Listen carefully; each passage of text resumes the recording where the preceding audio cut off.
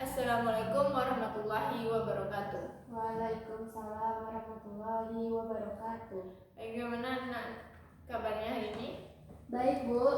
Alhamdulillah baik. Nah, sebelum pembelajaran dimulai kita berdoa terlebih dahulu. Doa mulai. Bismillahirrahmanirrahim. Rabbi zidni ilma warzuqni fahma. Amin. Semoga dengan pembacaan doa tadi kita diberi kelancaran dalam proses pembelajaran hari ini. Nah, untuk hari ini hadir semua? Hadir, Bu. Alhamdulillah hadir semua. Nah, materi sekarang yaitu tentang sujud syukur. Dan sujud syukur.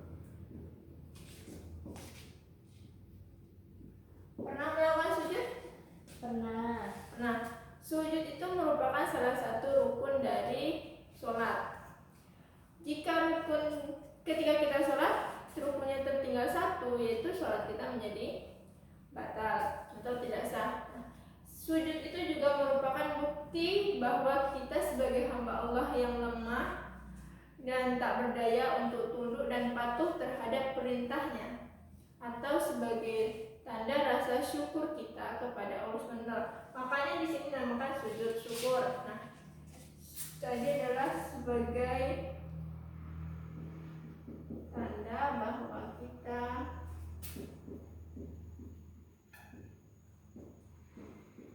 manusia sebagai hamba yang lemah. Bersyukur di sini yaitu merupakan ucapan terima kasih kita. Ucapan terima kasih kepada Allah Subhanahu wa taala. Nah, syukur adalah ucapan terima kasih kita kepada Allah Subhanahu wa taala atas nikmat rezeki yang diberikan oleh Allah Subhanahu wa taala.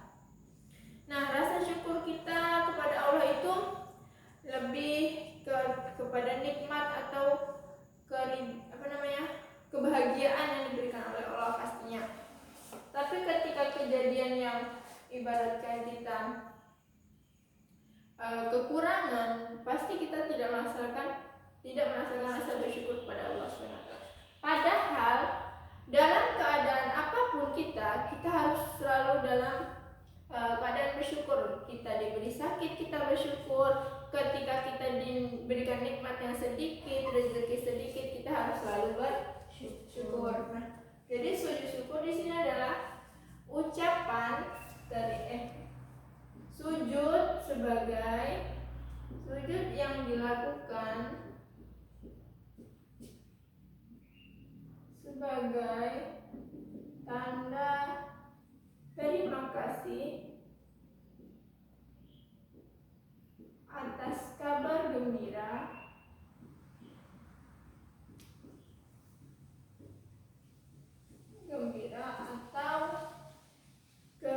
atau kita terselamatkan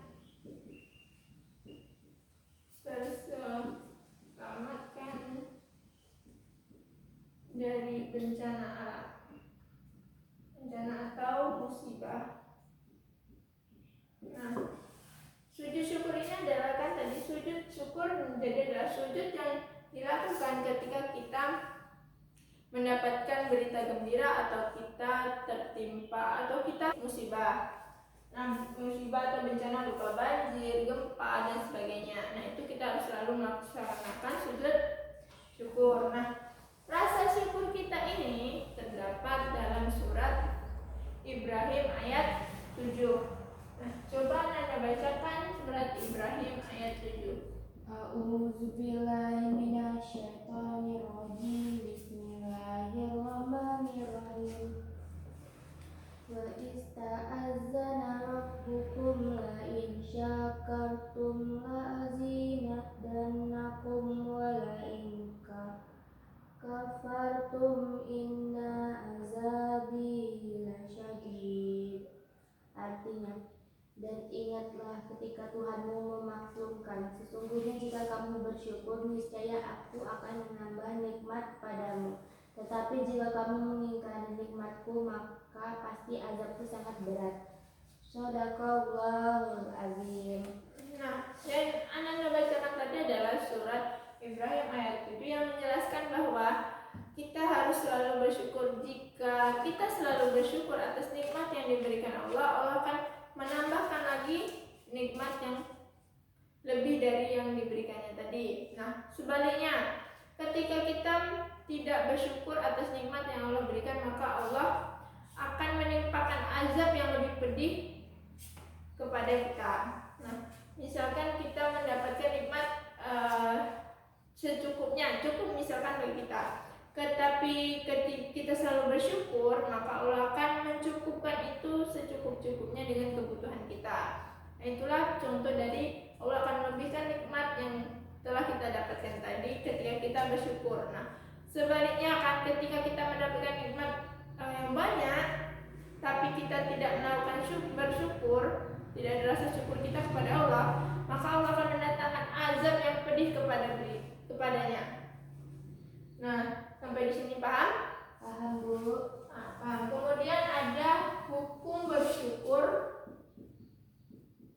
Hukum bersyukur dan sujud syukur.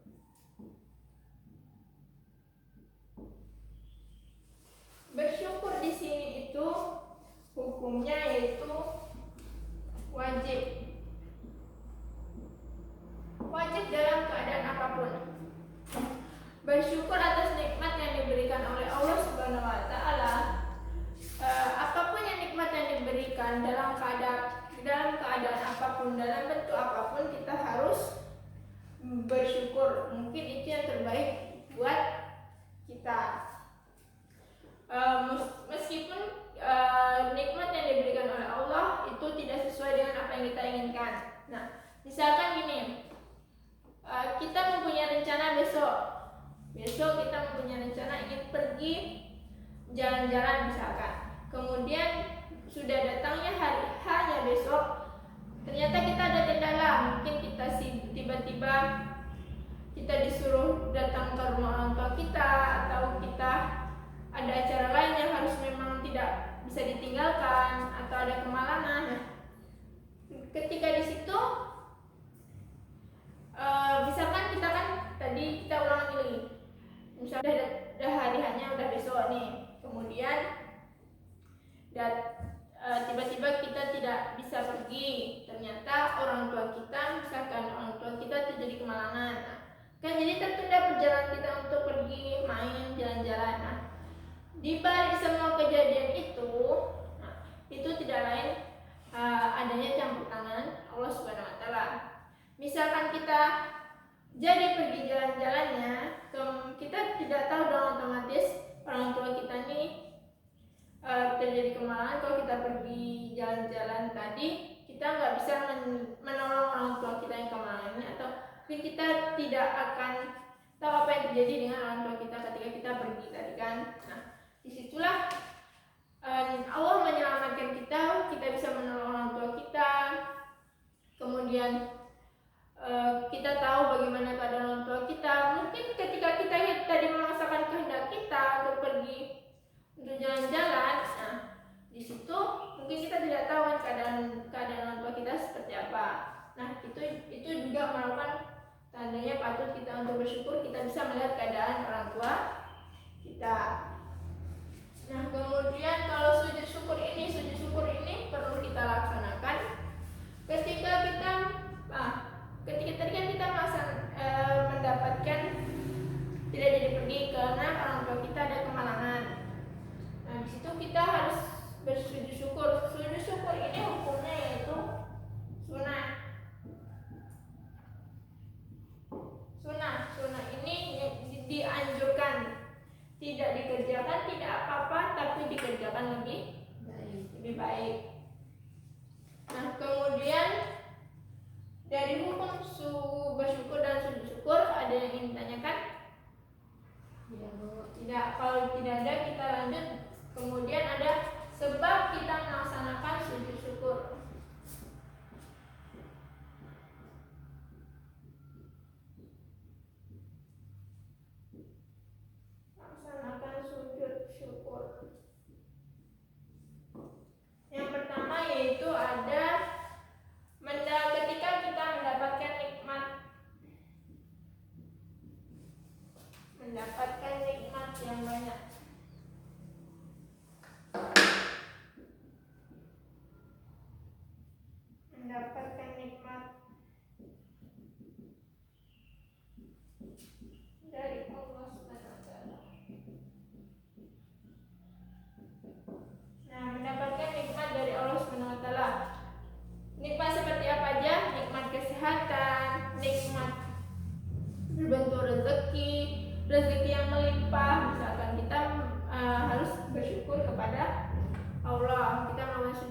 kita mendapatkan nikmat kesehatan.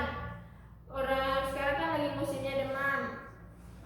Kita masih diberi kesehatan, kita harus patut bersyukur karena yang lainnya pada demam. Kemudian ketika kita mendapatkan berita gembira,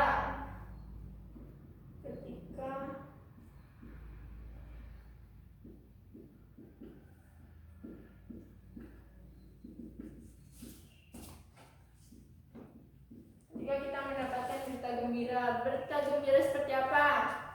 Misalkan orang tua kita lulus CPNS, kemudian kita mendapatkan juara, kemudian kita misalkan lulus dari SMP, kemudian ada lagi ketika kita sudah melanjutkan jenjang ke berikutnya, kita lulus dari SMA, kemudian kita lulus ke perguruan tinggi, dan kemudian kita misalkan wisuda dengan cum laude.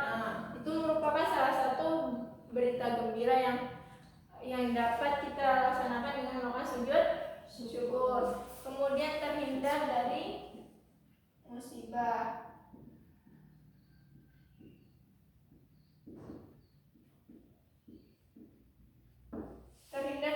Nah, sekarang kan ada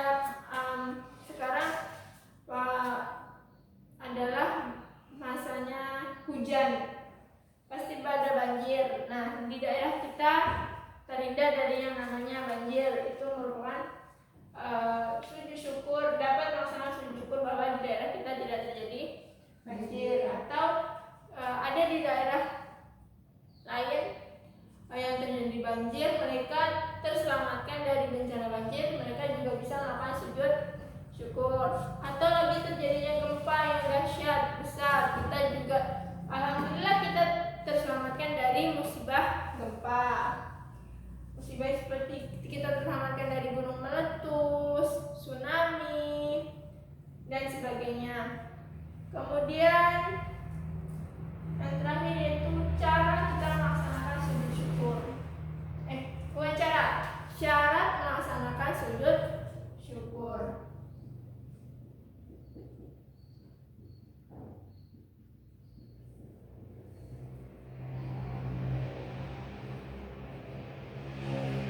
Syaratnya yaitu yang pertama itu harus suci. Suci di sini baik badan, pakaian,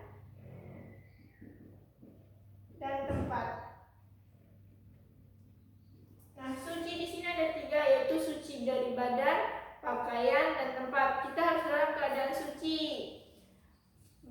Suci dari haid ataupun nifas. Kemudian pakaian kita juga harus suci, tidak terkena najis atau kotorannya. Kemudian tempatnya juga terhindar dari tidak ada najis di sekitarnya. Itu syarat dalam melaksanakan sujud syukur. Kemudian ada menghadap kiblat.